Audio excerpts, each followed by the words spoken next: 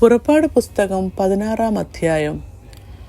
അവർ ഏലീമിൽ നിന്നും യാത്ര പുറപ്പെട്ടു. ഇസ്രായേൽ മക്കൾ മിസ്രയീം ദേശത്തു നിന്ന് പുറപ്പെട്ട 2-ാം മാസം 15-ാം തീയതി അവരുടെ സംഘമൊക്കെയും എലീമിനും സീനായിക്കും മധ്യേയുള്ള സീൻ മരുഭൂമിയിൽ വന്നു. ആ മരുഭൂമിയിൽ വെച്ച് ഇസ്രായേൽ മക്കളുടെ സംഘമൊക്കെയും മോശയ്ക്കും അഹരോനും വിരോധമായി പിറുപിറുത്തു.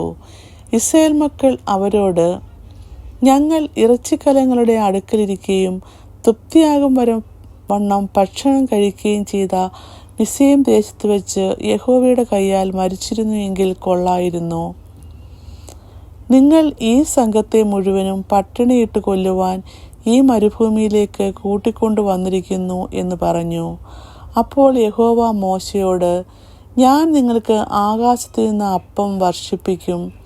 ജനം എൻ്റെ ന്യായപ്രമാണം അനുസരിക്കുമോ ഇല്ലയോ എന്ന് ഞാൻ അവരെ പരീക്ഷിക്കേണ്ടതിന് അവർ പുറപ്പെട്ട് ഓരോ ദിവസത്തേക്ക് വേണ്ടത് അന്നന്ന് പെറുക്കിക്കൊള്ളണം. എന്നാൽ 6-ാം ദിവസം അവർ കൊണ്ടുവരുന്നത് ഒരുക്കുമ്പോൾ ദിവസംപ്രതി പെറുക്കുന്നതിൻ്റെ ഇരട്ടി കാണും എന്ന് അരുളി ചെയ്തു. മോശയും അഹരോനും ഇസ്രായേൽ മക്കളോടൊക്കെയും, നിങ്ങളെ മിസ്രയീം ദേശത്തു നിന്ന് കൊണ്ടുവന്ന യഹോവ തന്നെ എന്ന് ഇന്ന് വൈകുന്നേരം നിങ്ങൾ അറിയും. പ്രഭാതകാലത്ത് നിങ്ങൾ യഹോവയുടെ തേജസ് കാണും. യഹോവയുടെ നേരെയുള്ള നിങ്ങളുടെ പിറുപിറുപ്പ് അവൻ കേട്ടിരിക്കുന്നു. നിങ്ങൾ ഞങ്ങളുടെ നേരെ പിറുപിറുപ്പാൻ ഞങ്ങൾ എന്തുള്ളൂ എന്ന് പറഞ്ഞു.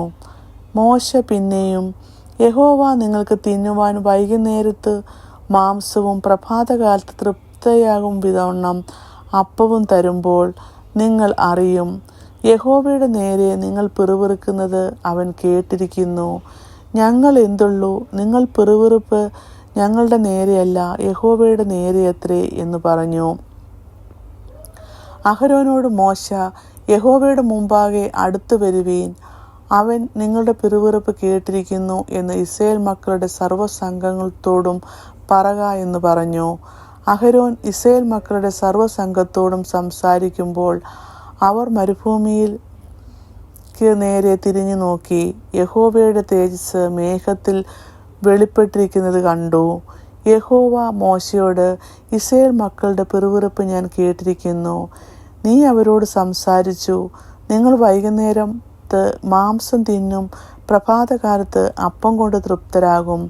ഞാൻ നിങ്ങളുടെ ദൈവമായ യഹോവയാകുന്നു എന്ന് നിങ്ങൾ അറിയും എന്ന് പറക എന്ന് കൽപ്പിച്ചു. വൈകുന്നേരം കാടകൾ വന്ന് പാളയത്തെ മൂടി. പ്രഭാതകാലത്ത് പാളയത്തിനു ചുറ്റും മഞ്ഞു വീണുകിടന്ന മഞ്ഞു മാറിയ ശേഷം മരുഭൂമിയിൽ എല്ലായിടവും ചെതുമ്പലിൻ്റെ മാതിരിയിൽ ഒരു നേരിയ വസ്തു ഉറച്ച മഞ്ഞുപോലെ നിലത്ത് കിടക്കുന്നത് കണ്ടു. ഇസ്രായേൽ മക്കൾ അത് കണ്ടാറെ എന്തെന്ന് അറിയായികയാൽ ഇതെന്ത് എന്ന് തമ്മിൽ ചോദിച്ചു. മോശ അവരോട്, ഇത് യഹോവ നിങ്ങൾക്ക് ഭക്ഷിപ്പാൻ തന്നിരിക്കുന്ന ആഹാരമാകുന്നു.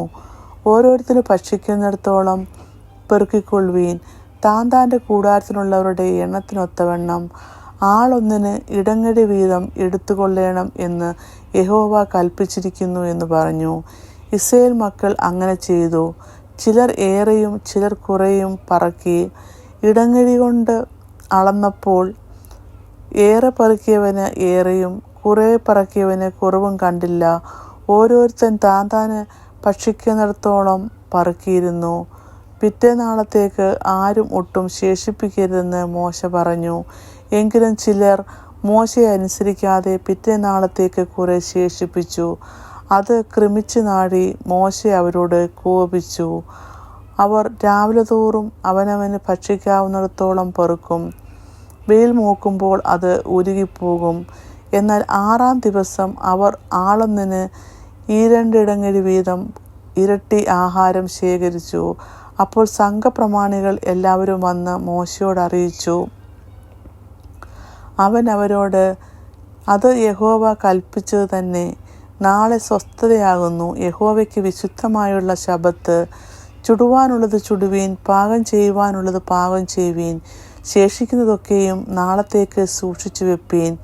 മോശ കൽപ്പിച്ചതുപോലെ അവർ അത് പിറ്റേനാളത്തേക്ക് സൂക്ഷിച്ചു വെച്ച് അത് നാറിപ്പോയതുമില്ല, കൃമിച്ചതുമില്ല.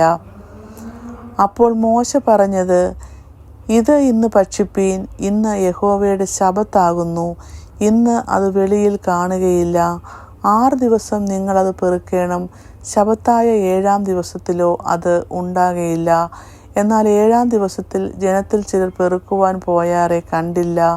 അപ്പോൾ യഹോവ മോശയോട്, എൻ്റെ കൽപ്പനകളും ന്യായപ്രമാണങ്ങളും പ്രമാണിപ്പാൻ നിങ്ങൾ എത്രത്തോളം മനസ്സില്ലാതിരിക്കും?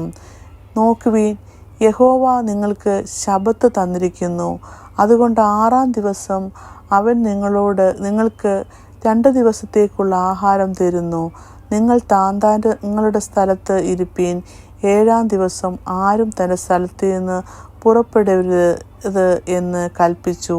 അങ്ങനെ ജനം 7-ാം ദിവസം സ്വസ്ഥമായിരുന്നു. ഇസ്രായേലിൽ ആ സാധനത്തിന് മന്ന എന്ന് പേരിട്ടു. അത് കൊത്തമ്പാല അരി പോലെയും വെള്ള നിറമുള്ളതും തേൻ കൂട്ടിയ ദോശയോടൊത്ത രുചിയുള്ളതും ആയിരുന്നു. പിന്നെ മോശെ, യഹോവ കൽപ്പിക്കുന്ന കാര്യം ആവിത്, ഞാൻ നിങ്ങളെ മിസ്രയീം ദേശത്ത് നിന്ന് കൊണ്ടുവരുമ്പോൾ നിങ്ങൾക്ക് മരുഭൂമിയിൽ ഭക്ഷിപ്പാൻ തന്ന ആഹാരം നിങ്ങളുടെ തലമുറകൾ കാണേണ്ടതിന് സൂക്ഷിച്ചു വെപ്പാൻ അതിൽ നിന്നും ഒരിടങ്ങഴി നിറച്ചെടുക്കണം എന്ന് പറഞ്ഞു. അഹരോനോട് മോശ, ഒരു പാത്രമെടുത്ത് അതിൽ ഒരിടങ്ങഴി മന്നായിട്ട് നിങ്ങളുടെ തലമുറകൾക്ക് വേണ്ടി സൂക്ഷിപ്പാൻ യഹോവയുടെ മുമ്പാകെ വെച്ചുകൊള്ളുക എന്ന് പറഞ്ഞു. യഹോവ മോശയോട് കൽപ്പിച്ചതുപോലെ അഹരോൻ അത് സാക്ഷ്യസന്നിധിയിൽ സൂക്ഷിച്ചു വെച്ചു. കുടിപ്പാർപ്പുള്ള ദേശത്ത് എത്തുവോളം ഇസ്രായേൽ മക്കൾ 40 സംവത്സരം മന്ന ഭക്ഷിച്ചു. കനാൻ ദേശത്തിൻ്റെ അതിരിൽ എത്തുവോളം അവർ മന്ന ഭക്ഷിച്ചു. ഒരു ഇടങ്ങഴി ഒമർ പറ ഏഫയുടെ 10-1 ആകുന്നു. ഇങ്ങനെ 16-ാം അധ്യായം അവസാനിക്കുന്നു.